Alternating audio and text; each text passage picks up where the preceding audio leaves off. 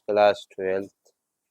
इसमें जो है अर्ली चाइल्डहुड एंड केयर 376 का नया सिलेबस आपके पास दिखा रहा हूँ मैं।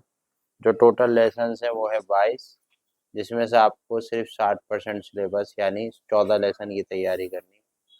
कौन कौन से लेसन से जो आएंगे? लेसन नंबर 1, 2, 4, 7, 8, 9, 10 और 11, 13, 16, 17, 19, 20, 22 ये आपके आने वाले हैं। और जो TMA में आए थे वो हैं लेसन नंबर 3, 5, 6, 12 जो आपने ऑनलाइन जमा करे थे उसके 14, 15, 18 और 21 ये आपके पब्लिक एग्जाम में मतलब TMA में आ गए थे। ये है पब्लिक एग्जाम के जो बच्चे अप्रैल और अक्टूबर में एग्जाम देंगे ना, उनको ये सिर्फ 14 लेसन आएंगे, उसमें से आएगा।